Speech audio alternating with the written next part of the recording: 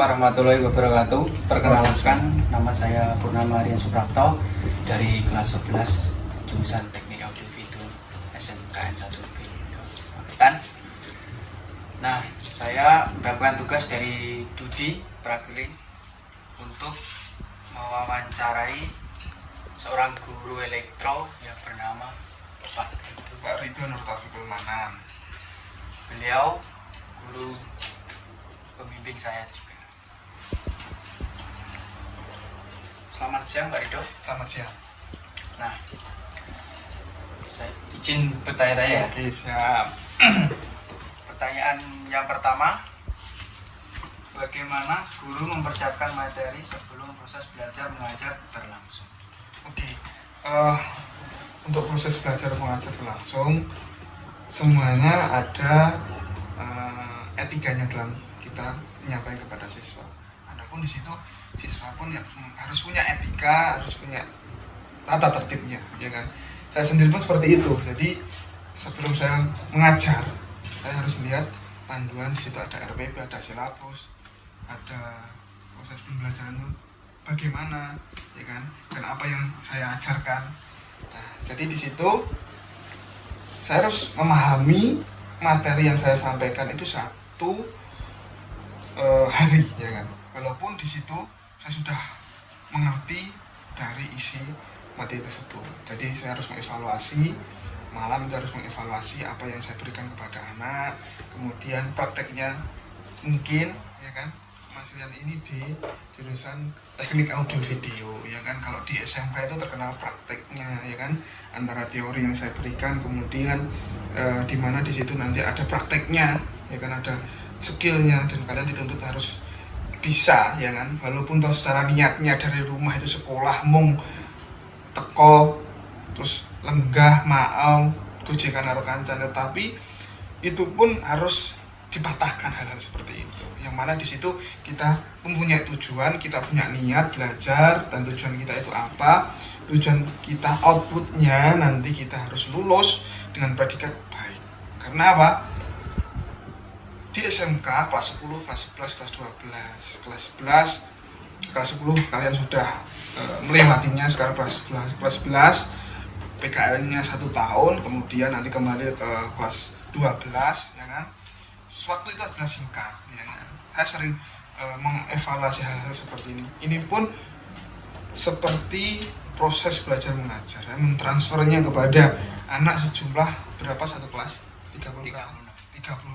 Mungkin yang menerima secara jelas itu nggak ada 50%. Tetapi dengan keyakinan saya, dengan keikhlasan saya, mudah-mudahan apa yang saya berikan kepada anak-anak, ya kan, menjadi ladang ibadah saya sendiri, kemudian anak-anak bisa lebih mengerti ataupun punya pengalaman-pengalaman dan pembelajaran yang saya berikan. Jadi prosesnya itu saya harus belajar dahulu, yang anak harus memahami materi yang saya sampaikan. Awalnya seperti saya menyiapkan perangkat pembelajaran seperti PPT, kemudian ada lagi nanti bahan prakteknya apa saya persiapkan. Dan di situ nanti selepas pembelajaran harus ada evaluasinya. Evaluasinya apa? Ketika saya belajar mengajar pada kalian, anak sudah paham atau belum? Gitu. Ya, lanjut pertanyaan yang kedua. Bagaimana cara guru memahami karakteristik belajar setiap peserta didik di kelas? Ya, itu hal yang bisa dikatakan kita sebagai guru harus memahami karakter dari anak-anak. Dari anak-anak sejumlah 36 itu, seperti Mas Dan ini punya watak dan karakter dan kemampuan yang berbeda, ya kan? Jadi saya harus bisa melihat kemampuan anak-anak, ya kan? Dengan cara apa? Memberikan tugas, mendampingi ketika praktek, ya kan? Nah, di situ kan sudah kelihatan anak itu potensi SDM-nya sampai mana, itu sudah kelihatan. Jadi nggak begitu ribet sebetulnya. Jadi guru itu enak, ya kan? Sebagai motivasi kepada kamu, ya kan, yang masih generasi muda. Saya pun sebetulnya masih, kalau di luar ya, kalau di luar seperti mas kamu, ya kan, kita selisih umurnya tidak jauh, ya. Tapi dengan pengamal yang berbeda ataupun kita belajarnya dan lingkungan yang berbeda, maka terjadinya kita pola pikir yang berbeda kan di situ. Nah, siklusnya kamu itu sering bermain ke sana kemari, nggak punya tujuan yang jelas, ya kan? Kita ketika dihadapkan sesuatu yang di situ menuntut kita harus bijaksana, itu sulit. Tapi ketika kita berkumpul, ya kan, dengan orang-orang yang visi dan misinya gitu sama dengan kita, ya kan, gak hanya senang saja, tetapi memikirkan nanti kedepannya bagaimana. Lah di situ anak-anak muda, generasi muda itu sulit memahami hal-hal seperti itu, yang sangat disayangkan. Karena apa? Ya mungkin kesenangan, dilupang dengan kesenangan, yang mana kesenangan itu menunda, ya kan, menunda ketika kalian sukses. Seperti itu, ya. Jadi harus dipahami bagaimana kalian bergaul dengan siapa, ya kan, itu untuk benar-benar untuk motivasi kalian, yang mana kalian itu masih muda, banyak yang harus dipelajari, banyak yang harus kalian kerjakan, ya kan. Kalian nanti punya keluarga, kalian punya tanggungan orang tua, ya kan, fasenya sudah lulus sekolah, nanti kembali kepada masyarakat, bekerja, menghidupi keluarga, sampai perjalanan itu kan singkat, ya kan Mas. Jadi seperti anak tangga itu satu dulu waktu SD, kemudian SMP, kemudian sudah SMK, sebentar lagi 1 tahun lagi lulus. Nah di sini kalian harus punya pendirian, ya kan. Pendirian itu harus punya. Koncomu sing ngono ku yo ben, ya kan. Tapi kamu harus punya tekad yang kuat. Saya ingin sukses. Gitu. Lanjut pertanyaan yang ketiga. Bagaimana guru mengukur perkembangan peserta didik? Ya, bagaimana cara mengukur perkembangan peserta didik, yaitu dengan ada ulangan, dengan ujian tengah semester, ujian semester 1, tengah semester 2, semester 2, ya kan, banyak. Tapi saat ini dengan pembelajaran sudah berbeda, ya kan, kita mengacu ke kurikulum merdeka. Jadi kita harus mempunyai tugas akhir. Ya, di situ saya bisa lihat dengan jurusan kita sebagai teknik elektronika, teknik audio video, ya kan, itu ketika kalian belajar elektronika itu pun dasarnya, misal kita merangkai audio, itu jantungnya adalah di power supply, ya. Nah, ketika kita nanti kamu khususnya pelajar, ketika guru memberikan tugas pada siswa, itu harus bisa mengerjakan.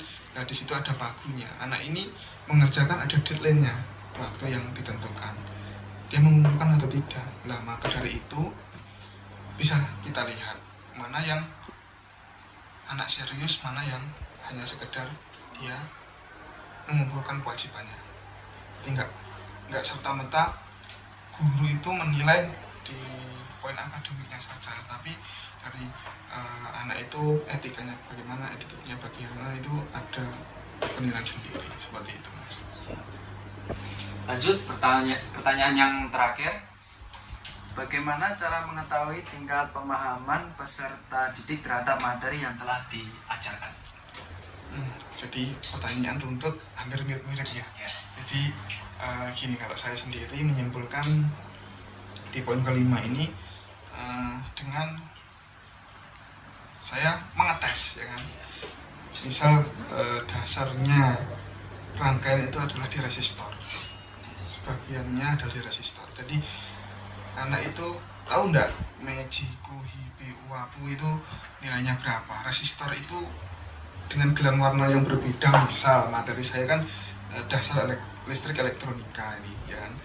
Terus di kelas 11 ini juga sama mengevaluasi di kelas 11. Jadi paham tidak antara komponen A, B, C itu mempunyai karakter sendiri-sendiri, ya kan. Resistor punya nilai segini, kalau dipasang dengan ukuran sekian terbakar atau tidak. Nah di situ saya bisa mengukur anak progres kemajuannya itu seberapa. Misal di komponen dasarnya paham atau tidak, fungsinya untuk apa, ukurannya berapa. Nah di situ anak dituntut, misal dalam penghitungannya resistor ukuran 2x2 itu warnanya berapa. Saya saya hitung 1, 2, 3 tidak bisa menjawab, maka anak itu belum berhasil. Jadi mempunyai passing grade. Ketika sudah di luar kepala, maka anak itu berhasil. Seperti itu. Terima kasih Pak Rido.